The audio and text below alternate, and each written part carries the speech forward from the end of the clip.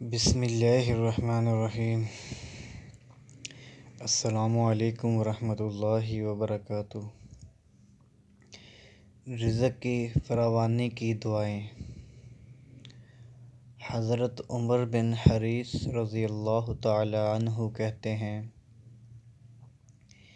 میری والدہ مجھے رسول اللہ صلی اللہ علیہ وسلم کے پاس لے گئی۔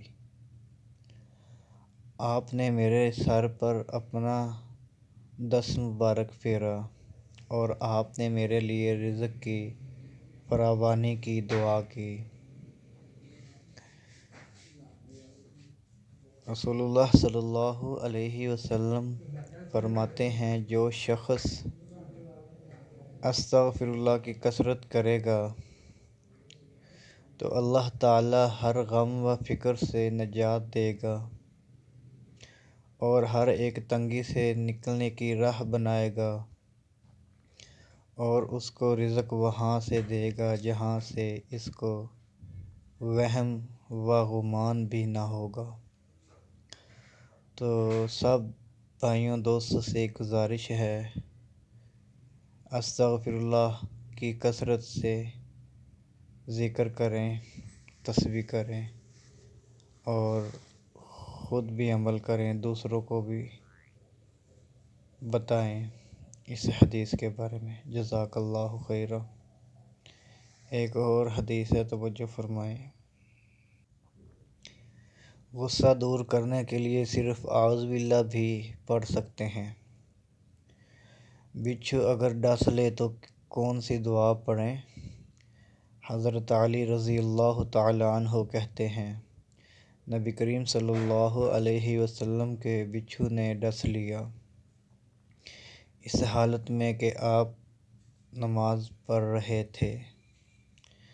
جب آپ نماز سے فارغ ہوئے تو آپ نے بچھو پر لعنت کی، فرمایا بچھو نہ نمازی کو دیکھتا ہے اور نہ کسی اور کو مگر ڈس لیتا ہے۔ پھر آپ نے پانی اور نمک منگوایا،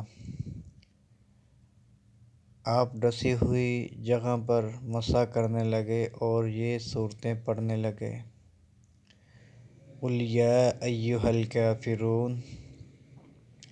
اس سورت کا نام ہے سورۃ کافرون۔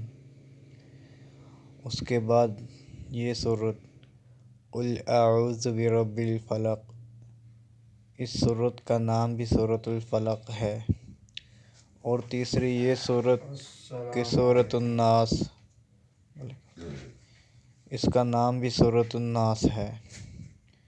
مزید اسلامک ویڈیوز کے لیے ہمارا یوٹیوب چینل سبسکرائب کریں، وزٹ کریں۔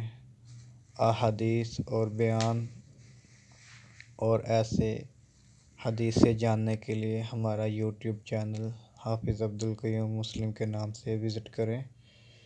جزاک اللہ خیرا۔ السلام علیکم ورحمۃ اللہ وبرکاتہ۔